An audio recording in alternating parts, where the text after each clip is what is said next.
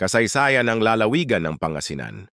Ang Pangasinan ay isang lalawigan sa rehiyon Porofoin, Ilocos, sa Pilipinas. Kilala ito bilang lupain ng ginto dahil sa mayamang kasaysayan at kultura nito. Narito ang ilang mahahalagang pangyayari sa kasaysayan ng Pangasinan, panahon ng pre-kolonyal. Ang Pangasinan ay tahanan ng mga sinaunang tao na nanirahan sa lugar na ito bago pa dumating ang mga Kastila.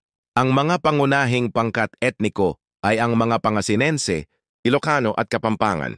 Ang mga tinaunang Pangasinense ay kilala sa kanilang kakayahan sa agrikultura, pangingisda at paggawa ng palayok. Mayroon din silang sariling sistema ng pagsulat at paniniwala, panahon ng Espanyol. Noong 1572, sinakop ng mga Espanyol ang Pangasinan at ginawa itong bahagi ng kanilang kolonya. Ang mga Espanyol ay nagtatag ng mga simbahan at paaralan sa lalawigan at nagpakilala ng Kristyanismo sa mga tao. Ang Pangasinan ay naging isang mahalagang sentro ng agrikultura at kalakalan sa panahon ng kolonyal, panahon ng Amerikano. Noong 1898, nakuha ng Estados Unidos ang Pilipinas mula sa Espanya. Ang Pangasinan ay naging bahagi ng Pilipinas na pinamumunuan ng Amerika. Iyang mga Amerikano ay nagpatupad ng mga reforma sa edukasyon, kalusugan at infrastruktura sa lalawigan. Panahon ng ikalawang digmaang pandaigdig. Noong 1941, sinakop ng mga Hapones ang Pilipinas. Ang Pangasinan ay naging isang battleground sa pagitan ng mga Hapones at mga Amerikanong puwersa. Maraming mga Pangasinense ang nag-ambag sa paglaban sa mga Hapones. Panahon ng post-digmaan. Matapos ang ikalawang digmaang pandaigdig, ang Pangasinan ay nagsimulang mag-unlad muli.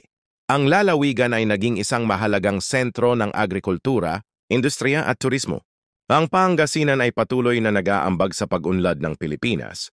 Ng mahahalagang tao sa kasaysayan ng Pangasinan, Don Juan de la Cruz Palaris, isang bayani ng Pangasinan na nag-alsa laban sa mga Espanyol noong 1762. Emilio Aguinaldo, ang unang Pangulo ng Pilipinas na ipinanganak sa Kawit, Cavite, ngunit may mga ugat sa Pangasinan. Juan Luna, isang kilalang pintor ng Pilipinas na ipinanganak sa Badok, Ilocos Norte, ngunit nag-aral sa Pangasinan. Ang Pangasinan ay isang lalawigan na mayaman sa kasaysayan at kultura.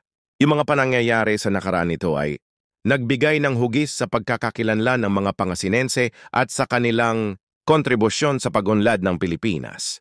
Huwag kalimutang mag-follow, like, and comment.